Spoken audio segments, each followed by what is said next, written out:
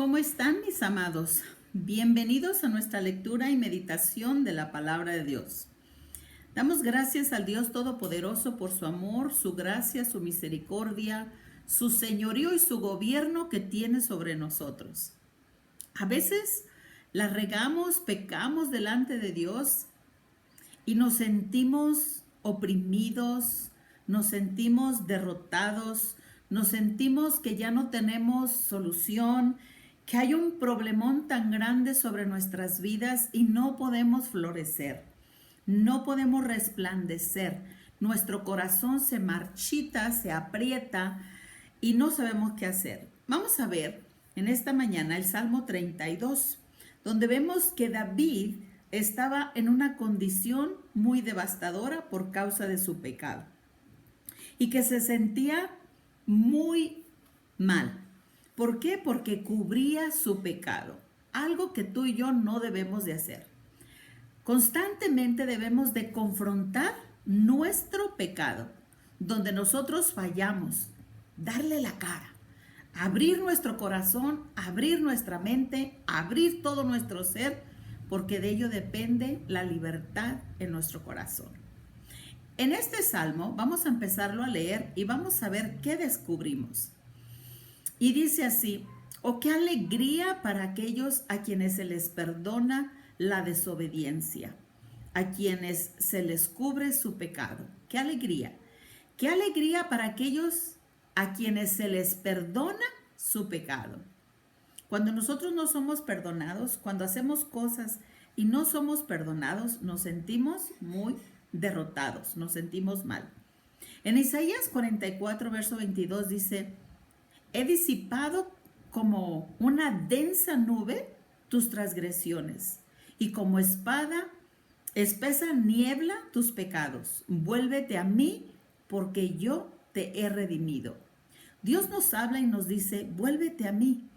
Volverse a Él quiere decir que cambiamos nuestra manera de actuar, nos reconocemos que hicimos mal y cambiamos nuestra manera de actuar, nuestra manera de pensar. No podemos cambiar nuestra manera de actuar si no cambiamos nuestra manera de pensar. Y Dios nos dice: vuélvete a mí, yo te he redimido. En lugar de alejarnos por causa del pecado, volvamos a Él. Por eso Él dice: qué alegría para aquellos a quienes se les ha perdonado la desobediencia, el ser rebeldes, el ir en contra de la voluntad de Dios y el plan de Dios. En el Salmo 85, verso 2 dice: oh Señor, tú mostraste tu favor a tu tierra y cambiaste la cautividad de Jacob, perdonaste la iniquidad de tu pueblo y cubriste todo su pecado. Ese es el amor que Dios nos muestra día tras día en nuestras vidas. El amor de Dios llena todo nuestro corazón. El amor de Dios nos inunda. Él te perdonó, te amó, te liberó, te sanó, te rescató. Lo único que yo tengo que hacer es no cubrir mi pecado, sino revelarlo. En el verso 2 del Salmo 32 dice: sí, qué alegría para aquellos a quienes el Señor les borró la culpa de sus cuentas, de su cuenta. Los que llevan una vida de total transparencia. Qué impresionante es poder llevar una vida transparente. Una vida transparente quiere decir que no hay nada oculto, que yo puedo dar la cara totalmente, que no hay nadie que venga a señalar mi vida, a señalar lo que hice bien o lo que hice mal. ¡Qué alegría para aquellos, dice, a quienes el Señor les borró la culpa de su cuenta! Dios, con su sangre preciosa, o Dios envió a su Hijo unigénito para que todo aquel que en él crea no se pierda, pero tenga la vida eterna. Dios nos dio la vida eterna. La sangre preciosa del Cordero de Dios nos ha limpiado, nos ha lavado, nos ha santificado. Dice: nos borró toda la culpa. ¡Qué alegría los que llevan una vida de total transparencia! Quiere decir que no depende solo de Dios, depende de ti y depende de mí, que podamos llevar una vida transparente delante de Dios, que no ocultemos nada. No es que no la regamos, no es que no cometemos pecado, no es que no hagamos algo, pero que en cuanto nosotros fallemos de alguna manera, consciente o inconsciente, podemos acercarnos a Dios, como dice en el libro de Primera de Juan, capítulo 1, verso 9, que si confesamos nuestros pecados, Dios es fiel y justo para perdonarnos y limpiarnos de toda maldad. No es que no pecamos, sino es que podamos enfrentar nuestro pecado con toda libertad, aprender a enfrentar y a reconocer donde yo fallé, donde yo hice mal. Porque entre más ocultemos el pecado, más profundo está nuestra herida, nuestra tristeza, el dolor y aún la enfermedad.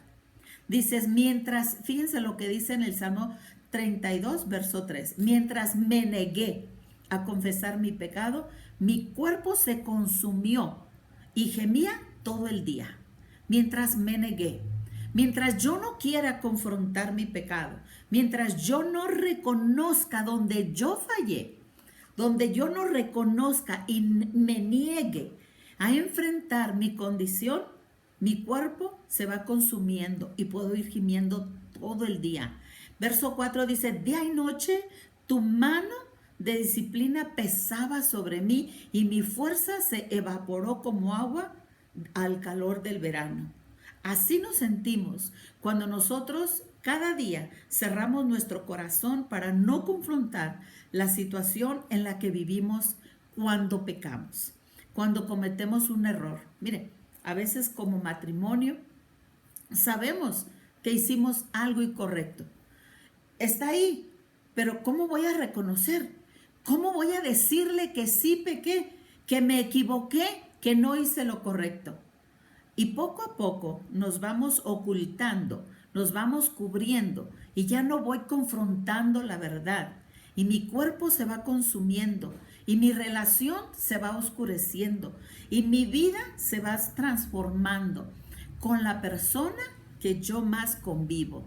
¿Por qué? Porque oculté mi pecado, porque no reconocí mi falta, porque no quise ver que mi compañero, mi compañera tenían razón, o mi amigo o mi amiga, o en el lugar que yo esté. Mientras yo me negué a confesar mi pecado, mi cuerpo se consumió, mi relación se va opacando, hay más oscuridad, me voy apartando, me voy retirando de la persona con la que yo más cercano estaba. ¿Por qué? Porque yo no me quiero ver que a veces soy orgulloso, no quiero ver que peco, no quiero ver que lo arriesgo, que no soy perfecto o no soy perfecta, que necesito reconocer que me tropiezo y caigo, pero me puedo levantar. Más bienaventurado no es el que siempre tiene la razón, sino el que sabe cómo corregirse cuando supo que hizo mal. Proverbios 28:13 dice, los que encubren su pecado no prosperan, pero si lo confiesan y lo abandonan, recibirán misericordia. Fíjense dos cosas que dice aquí. Los que encubren su pecado no van a prosperar, pero si lo confiesan y lo abandonan, recibirán misericordia. O sea, no somos menos, no somos más. Lo que somos personas correctas que tratamos de vivir una vida lo mejor que podemos. Los que encubren el pecado no van a prosperar.